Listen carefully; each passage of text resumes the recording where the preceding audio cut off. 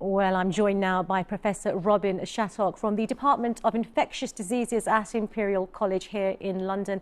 Thank you for joining us. Now, lots of talk about how this can be contained, but let's talk about a cure, because you've been working on a potential vaccine. Tell us more about that. Yes, so one of the really good news parts of the scientific endeavours in this space is that the scientists in Wuhan shared the genetic sequence of this virus really very quickly, and that's allowed people around the world to access that and start designing vaccines. And we're one of a number of groups globally that are using that information to put into a vaccine candidate as quickly as possible.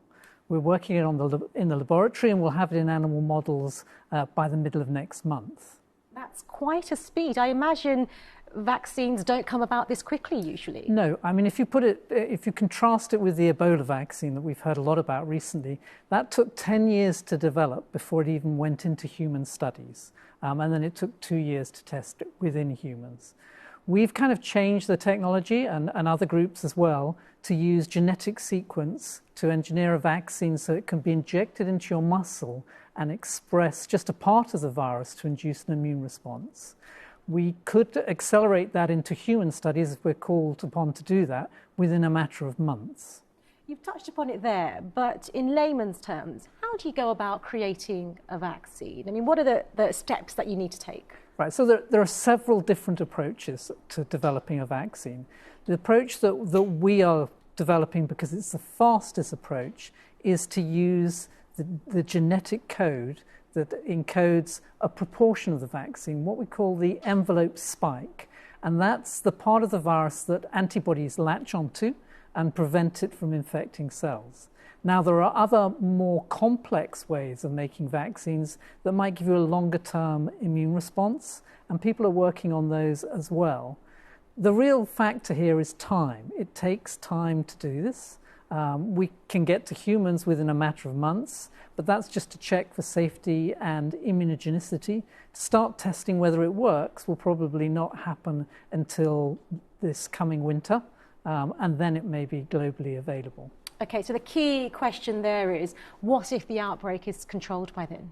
So if it's controlled by then, that's good news. Of course, I mean, yeah. Essentially, we hope that it will be controlled by the steps that the Chinese government is taking in place, and that will be good news. But we also need contingency in case it's not controlled and it becomes a global pandemic. And you said that you're not the only kind of group working on a vaccine. How does this industry work? You've got a problem, the authorities release information. Is it then an industrial race to see who can create this vaccine? Well, it works a little bit like that. I mean, there are certainly groups like my own group who are already prepared to look for outbreak infections and step up to the mark. There are a number of commercial companies that are also interested in doing this, but not because of profit margins. There's probably no profit to be made in an outbreak infection. It's all about speed and making it available. So it's more due to humanitarian considerations. Okay. And just what's the key question that you've been asking as an expert? In terms of vaccine development, what type of immune response is required to give us sterilizing protection against infection? Robin Shattock, Professor Robin Shattock from Imperial College London. Good to get your expertise. Thank you. My pleasure.